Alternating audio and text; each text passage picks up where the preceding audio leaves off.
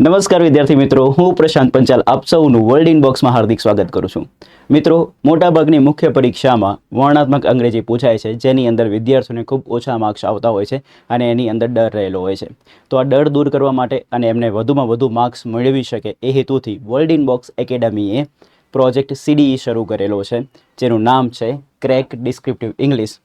આ પ્રોજેક્ટ અંતર્ગત દોસ્તો આજે આપણે લેક્ચર 10માં ભેગા થયા છીએ, જેની અંદર ડિસ્ક્રિપ્ટિવ સિમ્પલ પાસ્ટ ટેન્સ એટલે કે વર્ણનાત્મક સાદો ભૂતકાળ ડિસ્કસ કરવાનો છે. ઓલરેડી આપણે સાદા ભૂતકાળના 2 પેરેગ્રાફ ડિસ્કસ કરેલા છે. આજના લેક્ચરમાં આપણે પેરેગ્રાફ 3 ડિસ્કસ કરીશું. આ જે પેરેગ્રાફ 3 છે એ દોસ્તો ખૂબ સારા મુદ્દા ઉપર આધારિત છે, જે છે 1947માં ભારતના ભાગલા. આપણને ખબર છે કે 1947માં ભારત દેશના ભાગલા પડેલા હતા, તો એના આધારિત આખો પેરેગ્રાફ રહેલો છે. તો શું છે પેરેગ્રાફ આપણી પાસે, એની ચર્ચા કરીએ. તો 1947માં ભારતના ભાગલા, જેના બેઝ ઉપર આ પેરેગ્રાફ છે. ડન. તો સૌથી પહેલાં આપણે આ જે ટાઇટલ છે ને, ટાઇટલનું ઇંગ્લિશ શીખી લઈએ. ક્લિયર? તો ટાઇટલનું ઇંગ્લિશ શીખવા માટે 1947માં ભારતના ભાગલા, એમાં દરેકે દરેક શબ્દનું વાકેફ શીખવું પડશે. તો ભાગલાને શીખવું હોય તો સૌથી પહેલાં શીખવું પડશે ભાગ. ભાગને કહેવાય પાઠ. ભાગમાંથી શબ્દ બને ભાગલા. તો પાઠમાંથી શબ્દ બને પાર્ટીશન. જ્યારે બી તમે સન બોલો છો તો સન માટે ઇંગ્લિશમાં TION જ આવે. જેમ કે નેશન, એમાં બી TION આવે. ક્રિએશન, એમાં બી TION આવે. ડન. તો ભાગલાનો ઇંગ્લિશ થશે શું? પાર્ટીશન. જ્યારે તમે નોના નીનું ને અંગ્રેજીમાં લખવું હોય તો એના માટેનું ઇંગ્લિશ એક જ થાય શું? ઓફ. ભારતનું ઇંગ્લિશ તો આવડે જ, ઇન્ડિયા. અને 1947માં તો માં જ્યારે વર્ષ માટે લખવાનું હોય ને ત્યારે એના માટે માનું ઇંગ્લિશ થશે ઇન, અને 1947ને કહેવાશે 1947. ક્લિયર? તો આખુંનું ઇંગ્લિશ બનાવવું હોય, આખું જે પાર્ટ છે એનું ઇંગ્લિશ બનાવવું હોય તો કંઈક આ રીતનું બને દોસ્તો. Partition of India. પાછળથી આગળ આવવું પડશે કારણ કે ગુજરાતી કરતાં ઇંગ્લિશ લેંગ્વેજ કેવી છે? ઊંધી છે. Partition of India in 1947. Clear છે? હવે આપણને બધાને ખ્યાલ છે દોસ્તો કે ભારત દેશના જે ભાગલા પડ્યા હતા એક ઐતિહાસિક ઘટના છે, અને ઇંગ્લિશનો રૂલ છે કે જ્યારે આપણે ઐતિહાસિક ઘટના વિશે વાત કરતા હોય ત્યારે એની આગળ હંમેશા ધ આર્ટિકલ લાગે. તો આ 1947માં ભારતના ભાગલા છે, એને મારે ઇંગ્લિશમાં લખવું હોય તો એની આગળ હંમેશા એક આર્ટિકલ આવે. કયું? ધ. તો આપણું જે ટાઇટલ છે 1947માં ભારતના ભાગલા, એનું ઇંગ્લિશ શું થાય? So the partition of India in 1947. તો પહેલાં તો આપણે ટાઇટલનું ઇંગ્લિશ કરી નાખ્યું. હવે આ આખા પેરેગ્રાફને આપણે ઇંગ્લિશમાં ટ્રાન્સલેટ કરવાનો છે, તો પ્લીઝ તમે ધ્યાન આપજો લાસ્ટ મિનિટ સુધી. તો બ્રિટિશ સરકારે ભારતને વિભાજિત કરવાનો નિર્ણય જાહેર કર્યો હતો. ઘણા પ્રદેશોમાં હિંસા ફાટી નીકળી હતી કારણ કે લોકો તેમના ઘર છોડીને ભાગી ગયા હતા. નેતાઓએ ભારત અને પાકિસ્તાન વચ્ચે અલગ થવાની શરતો પર વાટાઘાટો કરી હતી. લાખો લોકોએ સરહદો ઓળંગી અને હજારો લોકોએ પોતાના જીવ ગુમાવ્યા હતા. દેશે ઇતિહાસમાં સૌથી મોટા સ્થળાંતરમાંનું એક જોયું હતું. ક્લિયર? સો આ જે પેરેગ્રાફ છે એ પેરેગ્રાફની અંદર તમે ધ્યાનથી દેખશો તમને દેખાશે હતો, એવી રીતે હતા, હતી, સેમ વેમાં હતી, હતા, હતું. તો આ બધું જોઈને ખબર પડે કે આ જે હતો, હતી, હતા લખેલું છે એટલે વાત ક્યાંની થાય છે? ભૂતકાળની. અને કોમન સેન્સ યુઝ કરીએ તો બી ખબર પડે કે 1947ની વાત છે, તો 1947નો સમય છે કે વીતી ગયો? તો વીતી ગયો. એટલા માટે જે સમય વીતી ગયો એને શું કહેવાય? ભૂતકાળ. તો આ આખો પેરેગ્રાફ ભૂતકાળમાં લખવામાં આવશે. ડન. તો ભૂતકાળમાં કયો ભૂતકાળ લખવામાં આવશે? તો આ ભૂતકાળની બધી પૂર્ણ ક્રિયા છે, ને ભૂતકાળની જ્યારે પૂર્ણ ક્રિયા બતાવી હોય તો આપણે લખવામાં આવશે સાદો ભૂતકાળ. કયો કાળ? સાદો ભૂતકાળ. કારણ કે વર્ષ મેન્શન કરેલું છે. કયા વર્ષની ઘટના છે? 1947. તો જ્યારે સમય આપેલો હોય અને ભૂતકાળની પૂર્ણ ક્રિયા બતાવી હોય ત્યારે આપણે સાદો ભૂતકાળ લખીએ છીએ. તો આ ઇંગ્લિશ ભાષાનો એક નિયમ છે જે યાદ રાખવો જરૂરી છે. તો હવે એક એક કરીને વાક્ય શીખીશું અને વાક્યને બનાવતા જઈશું. તો સૌથી પહેલું વાક્ય, બ્રિટિશ સરકારે ભારતને વિભાજિત કરવાનો નિર્ણય જાહેર કર્યો હતો. તો સૌથી પહેલાં વાક્ય જાહેર કરવું. તો જાહેર કરવા માટેના 2 શબ્દ છે. એક છે ડિક્લેર કરવું, બીજું છે એનાઉન્સ કરવું.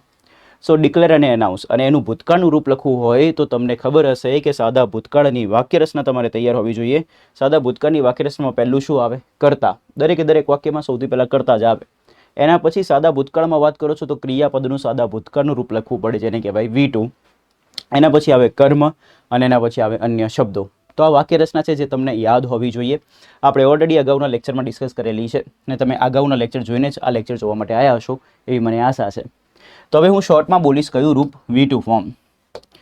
તો આ જે ક્રિયાપદ છે જાહેર કરવું એનું V2 ફોર્મ બનાવવું હોય ડિક્લેર અને અનાઉન્સનું, તો બંનેની પાછળ ed લાગી જાય તો શબ્દ બને ડિક્લેર્ડ અને અનાઉન્સ્ડ. ક્લિયર છે? એના પછીનો વોકેબ નિર્ણય. નિર્ણય તો આપણને બધાને ખબર છે, આપણે લાઈફમાં નિર્ણય લેતા જોઈએ તો નિર્ણયને કહેવાય ડિસિઝન. શું કહેવાશે? ડિસિઝન. વિભાજિત કરવું. તો વિભાજિત કરવું એક ક્રિયા છે. વિભાજિત કરવાની ક્રિયાને કહેવાય ડિવાઈડ કરવું. શું કરવું? ડિવાઈડ કરવું. અને હવે આ શબ્દ લખવાનો છે વિભાજિત કરવાનો નિર્ણય. તો પ્લીઝ આને સમજજો. વિભાજિત કરવાનો નિર્ણય આ લખવું હોય તો આપણને ખબર છે કે ગુજરાતી કરતાં ઇંગ્લિશ લેંગ્વેજ કેવી બનેલી છે? ઊંધી. તો આપણે પાછળથી આગળ આવીશું. તો સૌથી પહેલાં નિર્ણયનું અંગ્રેજી થશે. નિર્ણયને ઇંગ્લિશમાં કહીશું ડિસિઝન. ડન. હવે આ નિર્ણય તો છે પણ એની આગળ જે શબ્દ છે શું છે? વિભાજિત કરવું. તો વિભાજિત કરવું જે છે ને એક ક્રિયાપદ છે. ઓરિજિનલ કરતા કોણ છે? તો પૂછો પહેલાં કોણથી પ્રશ્ન પૂછી લો. કોણથી પ્રશ્ન પૂછીને તમને કરતા મળી જાય. પૂછો કોણે વિભાજિત કરવાનો નિર્ણય જાહેર કર્યો હતો? તો બ્રિટિશ સરકારે. તો આપણો કરતા છે. હવે કરતા દ્વારા એની ક્રિયા કઈ કરવામાં આવી? તો કઈ ક્રિયા કરી છે? જાહેર કર્યો હતો. તો જાહેર કરવું એક ક્રિયા થઈ ગયું. તો ઓરિજિનલ ક્રિયાપદ હોય એનું જે રૂપ લખવાનું હોય એના માટે તો સાદા ભૂતકાળનું રૂપ કયું આવશે? V2 આવશે. પરંતુ આ જે ક્રિયાપદ છે એ એક્સ્ટ્રા ક્રિયાપદ છે. સમજો, આ કરતા માટે વપરાયેલું ક્રિયાપદ નથી. વિભાજિત કરવું જે ક્રિયાપદ છે વાક્યમાં એક્સ્ટ્રા ક્રિયાપદ છે, કારણ કે કરતા માટે તો કયું ક્રિયાપદ આવી ગયું? જાહેર કરવું. તો ઇંગ્લિશ લેંગ્વેજમાં જ્યારે એક્સ્ટ્રા ક્રિયાપદ લખવું હોય કે જે કરતા માટે વપરાયેલું ના હોય તો એવા ક્રિયાપદને લખવા માટે જનરલી આપણે ટુ પ્લસ ક્રિયાપદનું મૂળ રૂપ લખીએ છીએ. શું લખીએ છીએ એક્સ્ટ્રા ક્રિયાપદ લખવા માટે? ટુ પ્લસ ક્રિયાપદનું મૂળ રૂપ. તો જ્યારે મારે આવું લખવું છે વિભાજિત કરવાનો નિર્ણય, તો નિર્ણયનું અંગ્રેજી શું થઈ ગયું? ડિસિઝન. હવે વિભાજિત કરવાની ક્રિયાને શું કહેવાય? ડિવાઈડ કરવું. તો એને હું ટુ પ્લસ મૂળરૂપના ફોર્મમાં લખીશ. કેમ? કારણ કે એ એક્સ્ટ્રા ક્રિયાપદ છે. હવે એક્સ્ટ્રા ક્રિયાપદ એટલે કેવું ક્રિયાપદ? કે જે કરતા માટે વપરાયેલું ના હોય. અહીંયા કરતા માટે તો કયું ક્રિયાપદ વપરાયેલું છે? જાહેર કરવું. તો વિભાજિત કરવું એ એક્સ્ટ્રા ક્રિયાપદ છે. તો ટુ પ્લસ મૂળરૂપ આવશે. તો ટુ ડિવાઈડ. પ્લીઝ આ નિયમને યાદ રાખજો. આ નિયમો તમને ખબર હોવી જોઈએ અને જો તમને નથી ખબર તો તમને હું શીખવાડું છું. તમે શીખવાનું એટીટ્યુડ રાખજો. હજુ કહું છું, વાક્યમાં એક્સ્ટ્રા ક્રિયાપદ લખવું હોય તો જનરલી ટુ પ્લસ ક્રિયાપદનું મૂળ રૂપથી લખાય છે. તો વિભાજિત કરવાનો નિર્ણય લખવું હોય તો એને ઇંગ્લિશમાં કહેવાશે ડિસિઝન ટુ ડિવાઈડ. ઓકે. તો જેટલા વોકેબની જરૂર હતી બધા વોકેબ આપણે શીખી લીધા. હવે આપણે વાક્યને બનાવીએ. વાક્યને બનાવવા માટે સૌથી પહેલાં કર્તાની જરૂર પડશે. કર્તાને શોધવા માટે કોણથી પ્રશ્ન પૂછવો પડશે. તો કોણથી પ્રશ્ન પૂછે તો જવાબમાં શું મળે? બ્રિટિશ સરકાર. તો અહીંયા જવાબમાં મળી ગયું બ્રિટિશ સરકાર. તો ધ્યાન આપજો.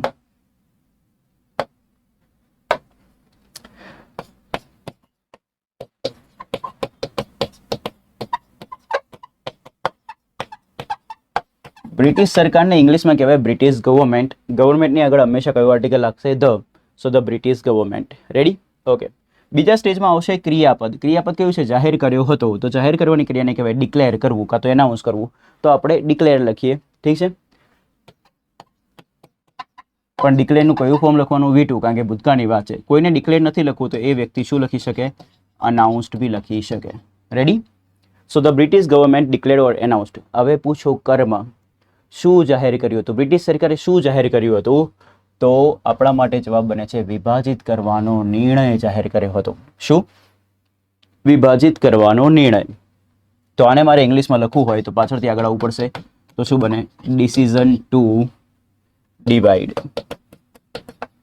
હવે જે રૂલ સમજાવું છું એને ખાસ ધ્યાનથી સમજવાનો પ્રયત્ન કરજો. તમે ઇંગ્લિશમાં જ્યારે બી કોઈ બી ક્રિયાપદ લખો છો તો એનું કર્મ છે કે નહીં એ ચેક કરવું જરૂરી છે. જેમ કે જાહેર કરવાની ક્રિયાનો કર્મ શું બન્યો? વિભાજિત કરવાનો નિર્ણય. તો અહીંયા વિભાજિત કરવું એક ક્રિયાપદ છે તો એનો કર્મ છે કે નહીં એ બી જોઈ લો. પૂછો કર્મને શોધવા માટે શેનાથી પ્રશ્ન પૂછવો પડે? તો કર્મને શોધવા માટે કાં તો શું કાં તો કોનેથી પ્રશ્ન પૂછવો પડે. તો પૂછો કોને વિભાજિત કરવાનો નિર્ણય? તો જવાબ મળશે ભારતને. તો આ જે છે ને એ કર્મ છે, પણ કોઈ ક્રિયાપદનો કર્મ છે તો વિભાજિત કરવાની ક્રિયાનો કર્મ છે. અને રૂલ તમને ખબર છે કે કર્મના એન્ડમાં જો નો, ના, ની, નું, ને લખેલું હોય, કર્મના એન્ડમાં નો, ના, ની, નું, ને લખેલું હોય તો એને ઇંગ્લિશમાં લખવામાં આવતું નથી. એ હિડન થઈ જાય છે. તો ખાલી લખવાનું કેટલું રહ્યું? ભારત. ભારતને કહેવાશે શું? ઇન્ડિયા. દેશનું હંમેશા કોઈ બી નામ લખો તો ફર્સ્ટ લેટર કેવો આવશે? કેપિટલ. સો આખું જે વાક્ય છે એનું ઇંગ્લિશ શું બન્યું? The British government declared or announced decision to divide India. Clear છે? ઓકે.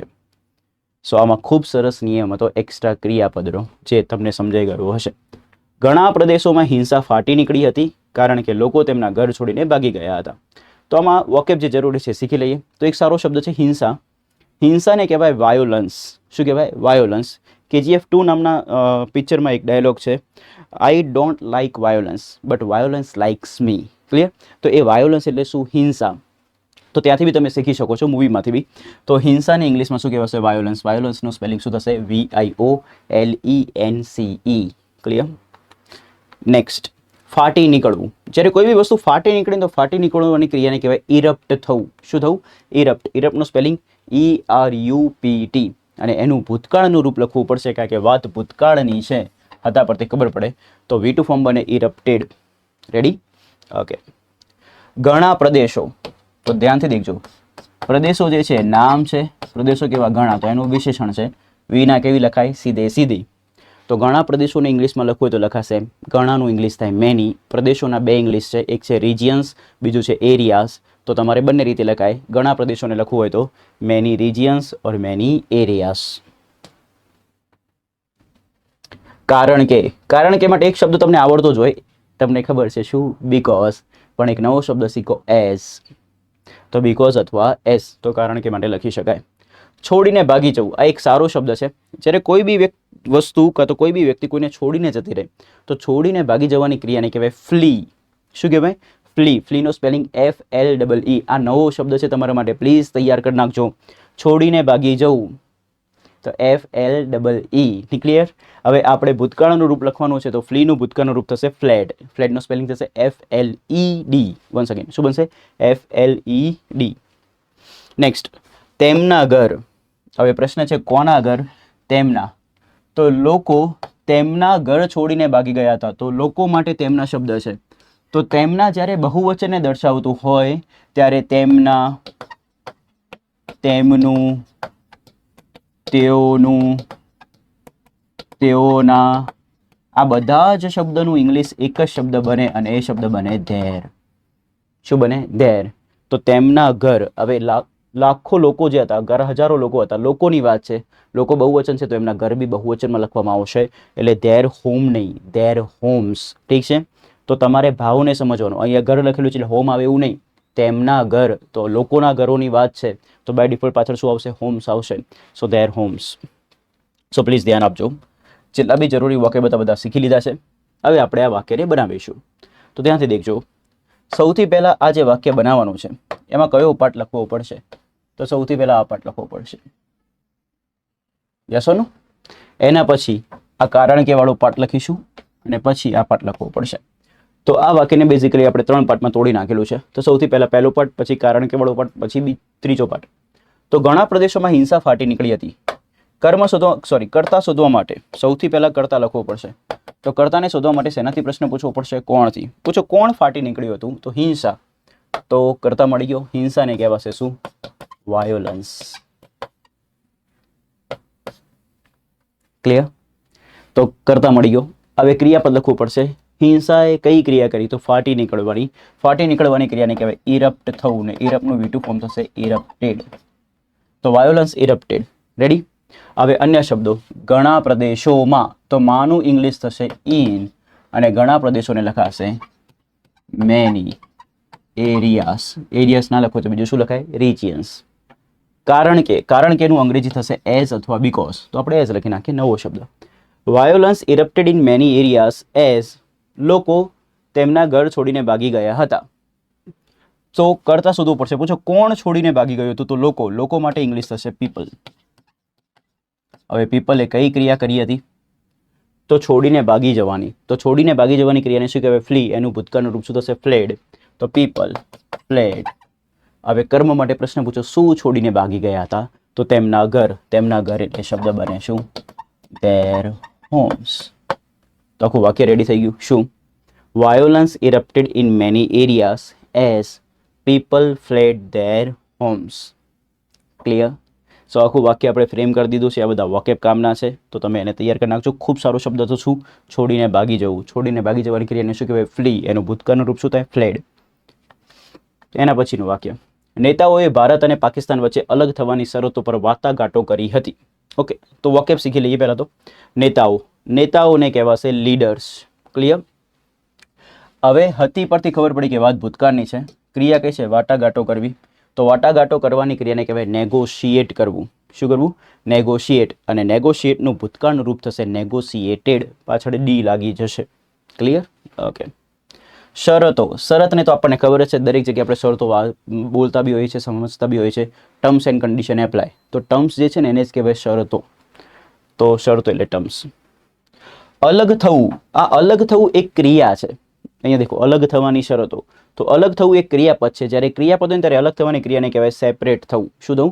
સેપરેટ થવું. હવે એમાંથી જ્યારે નામ બનાવવું હોય, તો જ્યારે અલગ થવાનું નામ જ્યારે સેપરેટમાંથી બનાવવામાં આવે છે, તો નામ બને છે સરસ મજાનું સેપરેશન. શું બનશે? સેપરેશન. તો સમજો, અલગ થવું ક્રિયા શું થાય? સેપરેટ. એમાંથી નામ બને શું? સેપરેશન. હવે લખવું છે શું? અલગ થવાની શરતો. તો આને આપણે સમજીએ. ગુજરાતી કરતાં ઇંગ્લિશ ઊંધું છે, તો પાછળથી આગળ આવવું પડશે.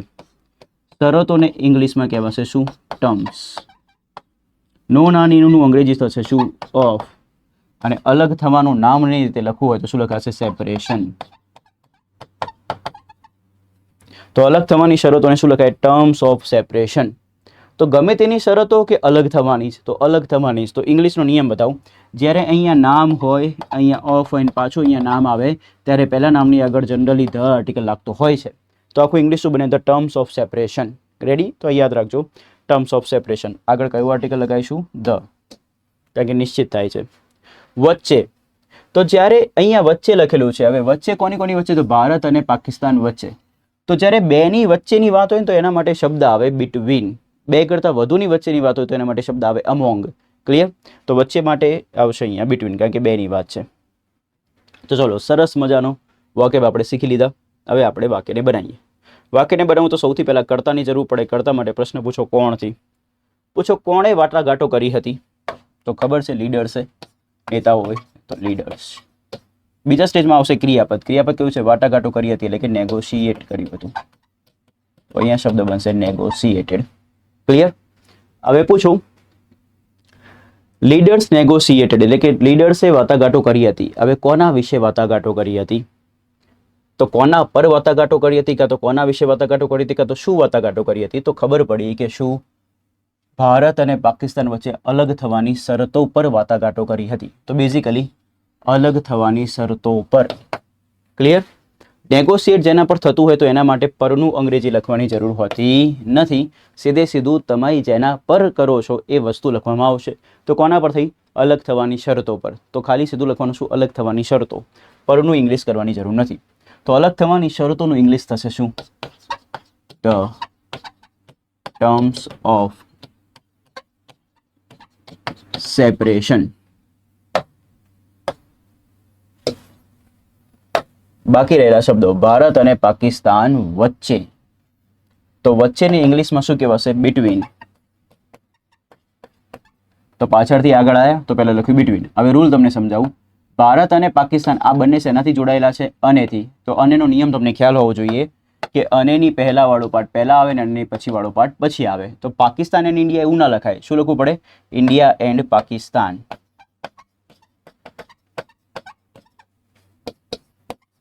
ઇન્ડિયા હોય કે પાકિસ્તાન હોય, દરેકે દરેક દેશનું ફર્સ્ટ લેટર કેવું આવશે? કેપિટલ. તો પ્લીઝ યાદ રાખીશું. So leaders negotiated the terms of separation between India and Pakistan. Clear? Okay. તો આવી રીતે આપણે વાક્ય ફ્રેમ કરી નાખ્યું છે દોસ્તો. નેક્સ્ટ વાક્ય તરફ આગળ વધીશું. લાખો લોકોએ સરહદો ઓળંગી અને હજારો લોકોએ પોતાના જીવ ગુમાવ્યા હતા. તો સૌથી પહેલાં તો વાક્ય શીખીએ. લાખો લોકો. 2 લાખ લોકો હોય ને, 2 લાખ લોકો તો લખાય 2 lakhs people. 5 લાખ લોકો હોય તો 5 lakhs people. બટ જ્યારે લાખો લોકો હોય તો એના માટે લાખોનું અંગ્રેજી આવડતું હોવું જોઈએ. લાખોનું અંગ્રેજી થશે મિલિયન્સ. શું થશે? મિલિયન્સ. ને જ્યારે લાખોની સંખ્યામાં લોકો હોય તેના માટે શબ્દ લખાય મિલિયન્સ ઓફ પીપલ. શું લખાશે? Millions of people. Million people એવું લખાશે નહીં. મિલિયન પીપલ લખો ને તો લાખ લોકો થાય. તો તો તમારે શું લખવું પડે? લાખો લોકો. તો લાખો લોકો લખવું તો શું આવશે? Millions of people. Clear? Okay. એના પછી ઓળંગવું. તો ઓળંગવાની ક્રિયાને કહેવાય ક્રોસ કરવું. અને અહીંયા વાત છે તમને ખબર છે, હતા લખેલું એટલે ભૂતકાળની, તો ક્રોસનું ભૂતકાળનું રૂપ થશે શું? ક્રોસ્ડ. સરહદો. સરહદને કહેવાય બોર્ડર. એકથી વધુ છે તો શું કહેવાશે? બોર્ડર્સ. જેમ લાખો લોકો લખ્યું તો શું આવ્યું? Millions of people. એવી રીતે હજારો લોકો લખવું હોય તો તમને હવે આવડતું હોવું જોઈએ થાઉઝન્ડ્સ ઓફ પીપલ. શું લખાય? Thousands of people. ગુમાવવું. ગુમાવવાની ક્રિયાને કહેવાય લોસ કરવું. શું કરવું? લોસ. લોસનું ભૂતકાળનું રૂપ થશે લોસ્ટ. LOST. ક્લિયર? અને પોતાનો જીવ. હવે કોણે પોતાનો જીવ ગુમાવ્યો હતો? તો હજારો લોકોએ તેમનો જીવ, પોતાનો એટલે કે તેમનો, તો મેં તમને હમણાં સમજાયું તેમનો, તેઓનો. આ બધું બહુવચનને બતાવતો શબ્દ છે. બહુવચનને બતાવતા શબ્દ માટે કયો શબ્દ આવે? ધેર. ડન. હવે હજારો લોકોએ પોતાનો જીવ ગુમાવ્યો હોય તો એ જીવ એક હોય કે એકથી વધુ હોય? તો એકથી વધુ. જીવને કહેવાય લાઈફ, એટલે કે જીવન, લાઈફ. તો એનું બહુવચન કરવું પડશે લાઈવ્સ. શું બનશે? લાઈવ્સ. તો તે પોતાનો જીવ એટલે શું બનશે? There lives. ક્લિયર? જ્યારે FE થી એન્ડ થતું નામ હોય ને એનું બહુવચન કરો ત્યારે FE નીકળી જાય ને શું લાગે? VES. જેમ કે વાઇફ. સમજો? વાઇફનું બહુવચન ખાલી કરવાનું, બનાવવાની નહીં બહુવચનમાં. તો વાઇફનું બહુવચન શું થશે? વાઇફ્સ. નહીં તો ખર્ચો વધી જાય. ક્લિયર? તો વાઇફનું બહુવચન શું થાય? વાઇફ્સ થાય. એવી રીતે દોસ્તો નાઇફ. નાઇફનું બહુવચન કરવા જશો તો શું થશે? નાઇફ્સ. રેડી છે? ઓકે. તો આપણે બહુવચન બી શીખી લીધું. તો પોતાનો જીવ એટલે કે ધેર લાઈવ્સ. તો પ્લીઝ ધ્યાન આપજો. જેટલા બી વોકેબની જરૂર હતી બધા શીખી લીધા. હવે આપણે વાક્યને બનાવીશું. તો વાક્યને બનાવવા માટે તમે ધ્યાનથી દેખશો, તમને દેખાશે અહીંયા એક શબ્દ શું? અને. તો અનેની પહેલા વાળો પાર્ટ પહેલા લખવાનો, અનેની પછી વાળો પાર્ટ પછી લખવાનો. સિમ્પલ રૂલ હવે તમને યાદ જ હોય. તો સૌથી પહેલા આમાં કર્તા શોધીશું. કર્તાને શોધવા માટે પ્રશ્ન પૂછવો પડશે કોણથી. પૂછો. કોણે સરહદો ઓળંગી? તો લાખો લોકોએ. તો શું લખાશે? Millions of people. કઈ ક્રિયા કઈ? ઓળંગી. ઓળંગવાની ક્રિયાને શું કહેવાય? ક્રોસ. ક્રોસનું ભૂતકાળનું રૂપ શું થાય? ક્રોસ્ડ. હવે પૂછો શું ઓળંગી? તો સરહદો. સરહદો માટે શબ્દ આવશે borders. Ready? Okay. So millions of people crossed borders. અને ઇંગ્લિશમાં કહેવાશે એન્ડ. હવે બીજો પાર્ટ લખવાનો. હજારો લોકોએ પોતાના જીવ ગુમાવ્યા હતા. તો કર્તાને શોધવા માટે પ્રશ્ન પૂછો કોણથી. પૂછો કોણે પોતાના જીવ ગુમાવ્યા હતા? તો હજારો લોકોએ. તો અહીંયા લખાશે એન્ડ થાઉઝન્ડ્સ ઓફ પીપલ. કઈ ક્રિયા કરી? તો ગુમાવવાની. ગુમાવવાની ક્રિયાને શું કહેવાય? લોસ. લોસનું ભૂતકાળનું રૂપ શું થાય? લોસ્ટ. લોસ્ટ. હવે કર્મની વારી આવી. કર્તા આવી ગયું, ક્રિયાપદ આવી ગયું. કર્મ માટે પ્રશ્ન પૂછો શું અથવા કોનેથી. પૂછો હજારો લોકોએ શું ગુમાવ્યું હતું? તો પોતાના જીવ. પોતાના જીવને કહેવાશે ધેર લાઈવ્સ. સર અહીંયા જીવ તો એક વચનમાં લખેલું છે, પરંતુ દોસ્તો તમારે બેઠે બેઠું કંઈ ટ્રાન્સલેટ ના કરવાનું હોય, તમારે એનો ભાવ સમજવાનો હોય. આપણે ભાવાનુવાદ કરવાનું હોય. અહીંયા હજારો લોકોના જીવ વિશે વાત છે તો જીવ પછી એક વચનમાં ના હોય, બહુવચનમાં જ હોય બાય ડિફોલ્ટ. એટલા માટે શું આવશે? લાઈવ્સ. તો આખું વાક્ય શું બને? Millions of people crossed borders and thousands of people lost their lives. Clear? Okay. So સરસ મજાનું વાક્ય ફ્રેમ કર્યું. નેક્સ્ટ. દેશે ઇતિહાસમાં સૌથી મોટા સ્થળાંતરમાંનું એક જોયું હતું. ઓકે, સારું વાક્ય છે, જોઈએ. દેશ. દેશને કહેવાશે શું? કન્ટ્રી. કન્ટ્રી ના કહેવું તો નેશન બી કહી શકાય. ક્લિયર? જોવું. હવે આપણને ખબર છે કે જોવા માટે આપણને અમુક બેઝિક શબ્દો આવડતા હોય, જેમ કે સી, લુક, વોચ. પરંતુ આમાંથી એક બી શબ્દ અહીંયા લખાશે નહીં. અહીંયા આ રીતે જોવાની વાત નથી. અહીંયા જોયું હતું એટલે કે લોકો સાક્ષી બન્યા હતા. ડન. જ્યારે આ વસ્તુ આ ઘટના થઈ, આટલું મોટું સ્થળાંતર થયું તો એના એ લોકો શું બન્યા હતા? સાક્ષી બન્યા. તેમની નજર સામે એ વસ્તુ બનેલી હતી. તો એના માટે જ્યારે કોઈ વસ્તુ તમારી સામે બને તો તમે એના સાક્ષી બનો. ને સાક્ષી બનવાની ક્રિયાને કહેવાય વિટનેસ થવું. શું થવું? વિટનેસ. ને વિટનેસનું ભૂતકાળનું રૂપ થશે શું? વિટનેસ્ડ. તો અહીંયા જોવું, વિટનેસ. વિટનેસનો spelling WITNESS. એનું ભૂતકાળનું રૂપ શું થશે? ED લગાવી દેવાનું પાછળ, એટલે વિટનેસ્ડ બની જશે. મોટું. તો દેખો અહીંયા મોટા, સૌથી મોટા લખવું છે ને તો પહેલાં મોટું શીખવું પડશે. મોટુંની અંગ્રેજીમાં કહેવાય લાર્જ. વધારે મોટું બનાવવું હોય તો પાછળ R લાગી જાય ને શબ્દ બને લાર્જર. ને સૌથી મોટું લખવું હોય તો લાર્જરની જગ્યાએ શબ્દ બને લાર્જેસ્ટ. અને જેની પાછળ EST લાગે ને એમાં સૌથી વધારે વાળો ટોન આવી જાય, અને સૌથી વધુ વાળો ટોન આવે ને તો દોસ્તો એની આગળ હંમેશા ધ આર્ટિકલ લાગે. તો EST થી એન્ડ થનારો જે શબ્દ હોય ને ઇંગ્લિશમાં એની આગળ હંમેશા કયો આર્ટિકલ લાગે? ધ. સો તેની પહેલાં હંમેશા ધ આવે. ડન. હવે સ્થળાંતર. સ્થળાંતરને દોસ્તો ઇંગ્લિશમાં કહેવાય માઇગ્રેશન. શું કહેવાય? માઇગ્રેશન. સ્થળાંતર કરવાની ક્રિયા જે છે એ ક્રિયાને કહેવાય માઇગ્રેટ થવું. શું કરવું? માઇગ્રેટ થવું. એ સ્થળાંતર કરવાની ક્રિયાને કહેવાય. એના પરથી એક નામ બને સ્થળાંતર. તો માઇગ્રેટ પરથી શબ્દ બની જાય માઇગ્રેશન. જેમ હમણાં સેપરેટમાંથી સેપરેશન બન્યું હતું એવી રીતે માઇગ્રેટમાંથી શબ્દ બને છે શું? માઇગ્રેશન. આ શબ્દ ક્યાંથી આવે છે? તો માઇગ્રેટ પરથી આવે છે, એવું તમને ખ્યાલ હોવો જોઈએ. હવે મારે તમને લખીને આપવું છે શું? સૌથી મોટા સ્થળાંતરમાંનું એક. તો આને કેવી રીતે લખાય? તો પ્લીઝ ધ્યાન આપજો, ખૂબ સારો પોઈન્ટ સમજવાનો છે. ગુજરાતી કરતાં ઇંગ્લિશ ઊંધું છે તો પાછળથી આગળ આવવું પડશે. તો સૌથી પહેલાં એક લખવું પડશે. એકને અંગ્રેજીમાં કહેવાશે વન. નો ના નીનું નેનું અંગ્રેજી થશે શું? ઓફ. હવે આ લખવાનું છે સૌથી મોટા સ્થળાંતર. તો સૌથી મોટું સ્થળાંતર, સ્થળાંતર એક નામ છે. સ્થળાંતર કેવું? તો સૌથી મોટું, તો એનું વિશેષણ છે. તો વિના કે વી સીધે સીધી, આને ઊંધું નહીં લખવાનું, વિના સીધી લખાય. તો સૌથી મોટા સ્થળાંતરને લખવું હોય તો શું લખાશે? The largest. કારણ કે સૌથી મોટા માટે શબ્દ કયો આવે? લાર્જેસ્ટ. એની પહેલાં કયો આર્ટિકલ આવે? ધ. અને સ્થળાંતર, સ્થળાંતરને કહેવાય માઇગ્રેશન.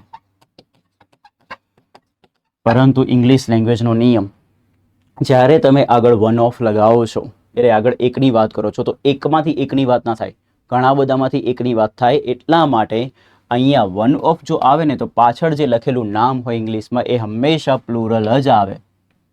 ડન. જેમ કે હું આવું લખી શકું, વન ઓફ ધ સ્ટુડન્ટ્સ. તો વિદ્યાર્થીઓમાંથી એક. ડન. આવું ના લખાય, વન ઓફ ધ સ્ટુડન્ટ. આ ખોટું છે, કારણ કે એક વિદ્યાર્થીમાંથી એકની વાત ના થતી હોય, ઘણા બધામાંથી જ્યારે એકની વાત થતા હોય ત્યારે આ રીતે લખવામાં આવે. ક્લિયર છે?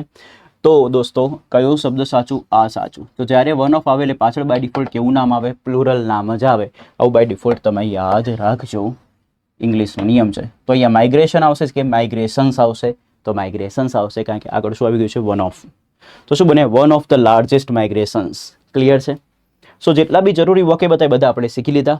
સારો શબ્દ શું છે કે અહીંયા જોવા માટે સી કે વોચ કે લુક એવું ના લખાય. અહીંયા જોવા માટે શું લખવું પડશે? વિટનેસ.